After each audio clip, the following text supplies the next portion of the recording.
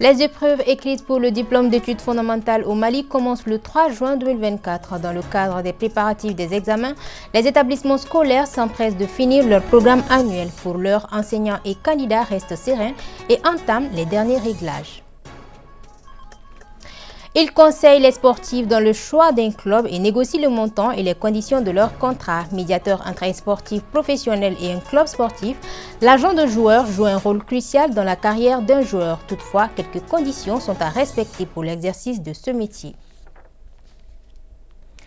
Mesdames et messieurs, bonsoir et bienvenue dans cette édition. Nous vous présentons toutes nos excuses pour ce léger retard.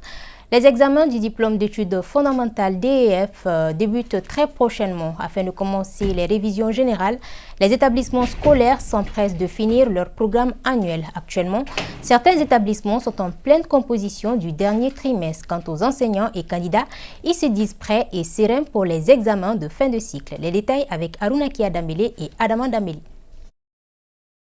Des sessions de rattrapage par-ci, des révisions générales par-là. Voilà comment sont définis les programmes des établissements scolaires à quelques jours des examens du diplôme d'études fondamentales d'EF. On avait déjà commencé depuis le deuxième trimestre, depuis le troisième trimestre, nous avons commencé les révisions.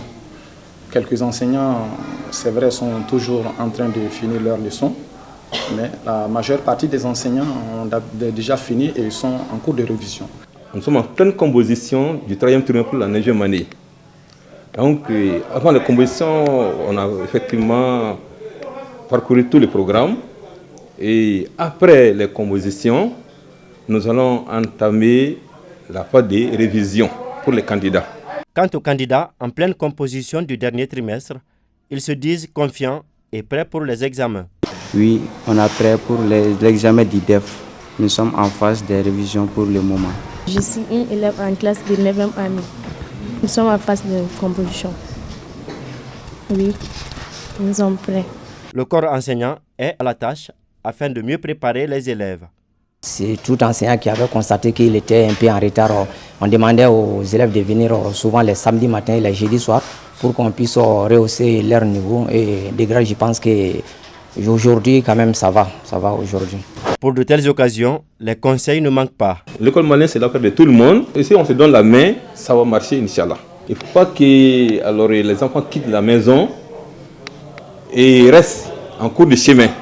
Il faut qu'ils passent souvent à l'école, voir s'ils sont arrivés à l'école pour les révisions. Parce que nous sommes à une phase décisive.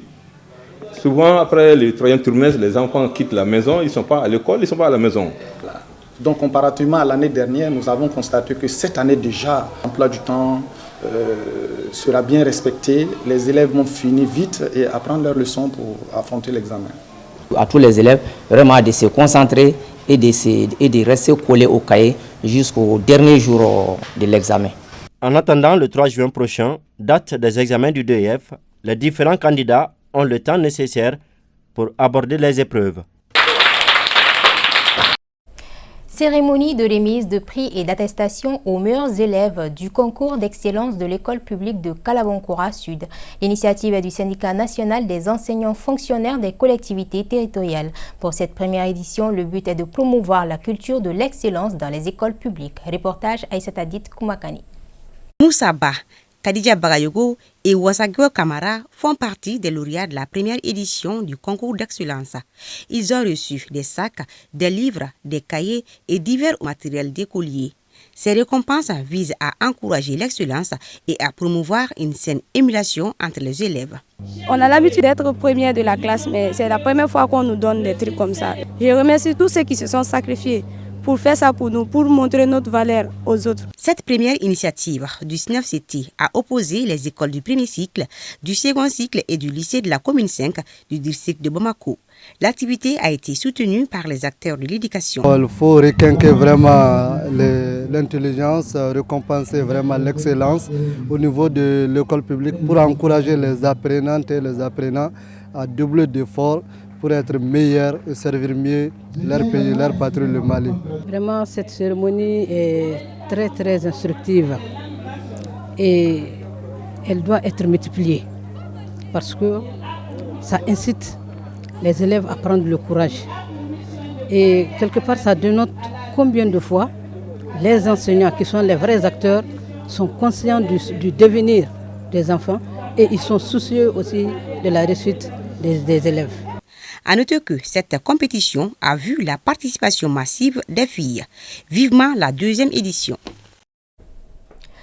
Lancement officiel des activités de la deuxième édition de la semaine professionnelle des étudiants de l'ISPRIC. C'était lors d'une conférence de presse dont l'objectif est de rapprocher le monde des entreprises à celui des apprenants. Cette année, il s'agira pour l'établissement de collaborer avec des entreprises dans le domaine de la gestion, du journalisme et de la communication afin d'initier les jeunes étudiants. Reportage Aïssata Ba. Amener les étudiants à la découverte des métiers et faciliter leur intégration professionnelle, c'est l'objectif de la semaine professionnelle des étudiants de l'ISPRIC.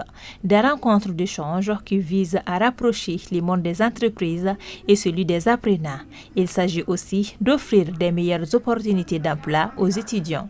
Notre objectif principal, c'est de faire en sorte que nos étudiants aient l'opportunité d'échanger avec les entreprises qui évoluent dans les domaines dans lesquels nous formons.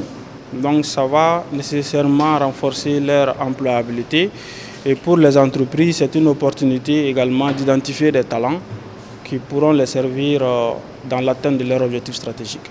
Cette rencontre deuxième du genre sera marquée par des causeries débats, du coaching et de la découverte des entreprises. Ces rencontres enrichissantes vont éclairer davantage les apprenants sur leur choix des filières de formation et perspectives professionnelles. Le marché de l'emploi aujourd'hui dans notre pays, chacun le sait, c'est une problématique majeure. Donc faire en sorte que dès les bancs de l'école, que les étudiants aient des contacts avec les entreprises, je pense qu'il n'y a pas mieux que ça. Et il est à retenir que le secteur de l'emploi connaît souvent des mutations. Donc les métiers évoluent. Et quand on n'a que la formation théorique, certes c'est une très bonne chose, mais ce n'est pas suffisant. Donc il est vraiment indiqué que les étudiants, pendant leur formation, aient des contacts pour leur permettre non seulement d'avoir ce qu'on appelle le savoir, mais aussi d'autres atouts tels que le savoir-faire et puis le savoir-être. La semaine professionnelle des étudiants de l'ISPRIC est programmée cette année du 28 au 30 mai 2024. Elle sera célébrée cette année sous le thème « Comment trouver son stage ou emploi étant étudiant ». Je vous l'annonçais au sommaire, l'agent de joueur est un médiateur entre un sportif professionnel et un club sportif. Nœud de la professionnalisation des compétitions sportives et du développement du sport, ce métier est défini et encadré par le Code du sport, qui est habilité à exercer le métier. Comment se fait la gestion? La réponse avec Moussa Diabaté. Selon les descriptions de la FIFA, un agent de joueur est une personne physique qui détient une licence octroyée par l'instance qui supervise le football mondial, l'autorisant à exercer le métier d'agent de joueur. Gaussouba, manager sportif, nous précise les conditions à remplir.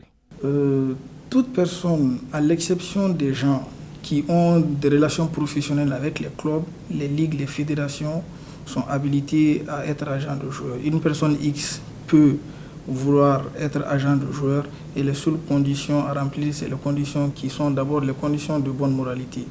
C'est-à-dire que la personne qui aspire à être agent ne doit pas être, par le passé, être condamnée pour une peine judiciaire, pour détournement de fonds, pour exploitation d'enfants et pour blanchiment d'argent. L'agent de joueur est aussi un intermédiaire qui conseille les sportifs, joueurs ou entraîneurs dans le choix d'un club et négocie le montant et les conditions de leur contrat. Dans le contrat de représentation, vous le représentez exclusivement pour les opérations de transfert. C'est-à-dire s'il veut quitter un club A pour un club B. Il y a cet aspect-là, c'est l'aspect que tout le monde connaît.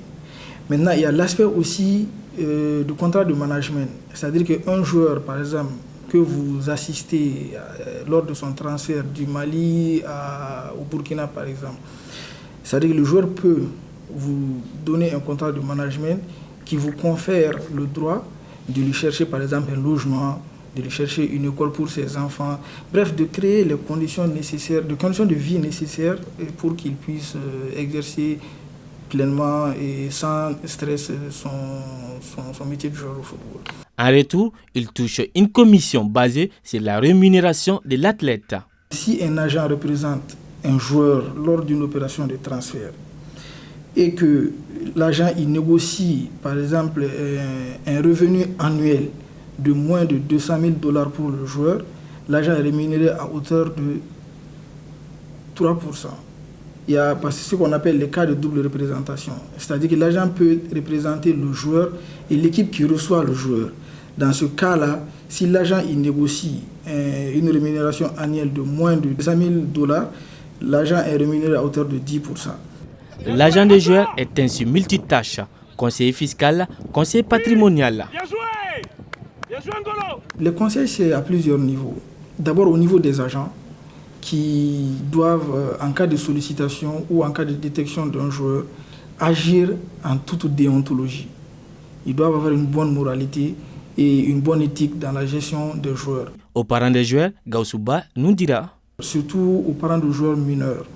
C'est-à-dire qu'il faut tout faire pour confier la gestion de la carrière de vos enfants à des agents autorisés par la FIFA. Aux joueurs eux-mêmes, d'être sérieux, d'être vraiment sérieux et de voir clairement à qui concrètement ils confient la gestion de leur carrière. À noter aussi que le métier d'agent des joueurs implique des connaissances dans de nombreux domaines: sport, marketing, droit, gestion, fiscalité, relations publiques, sans oublier la maîtrise des langues étrangères. Voilà, ceci met fin à ce journal. Merci à vous de l'avoir suivi. Passez de très bons moments en compagnie de nos programmes.